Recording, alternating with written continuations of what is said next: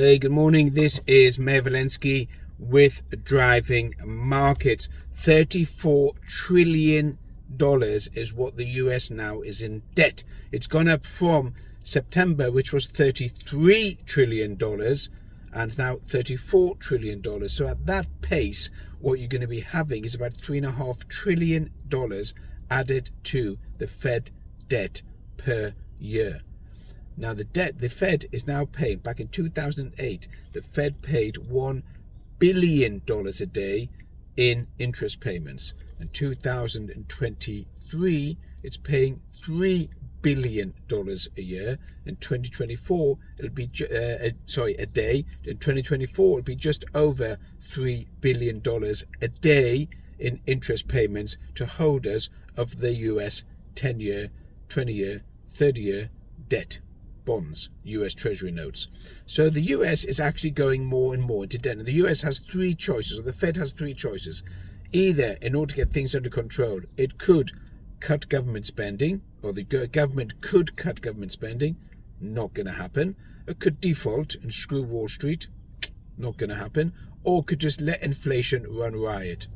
That's more like it. What's likely to happen in 2024 is you're going to see a rise in inflation and a deliberate intent by the US Treasury, the Fed and the government to push inflation higher, listen to this, in order that the actual real value of their debt drops and they can pay it off just by printing a few dollars. So in 10 years' time, US debt government debt is going to be running at around about $68 to $70 trillion based on the present momentum. It's not even taking into account that that debt will expand. Why? Or increase. Why? Because the government wants to increase all social security benefits, welfare, healthcare, assistant nursing, and any other type of woke or liberal approach that will enhance the life of the individual at the cost of the value of the US dollar. So they're building up to a huge situation where we're going to have a actual government pop. And it's not just the US, it's also Europe and the UK. The government debt is absolutely huge. And the only way it's going to get under control and bring inflation down is if they cut government spending. But no government is willing to take that anti-voter role and be completely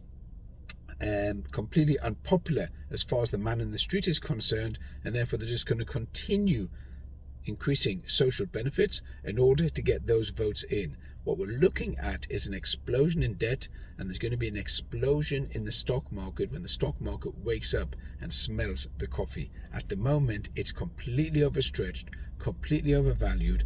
Bond prices will fall, yields will go up, and that will cause a major crash.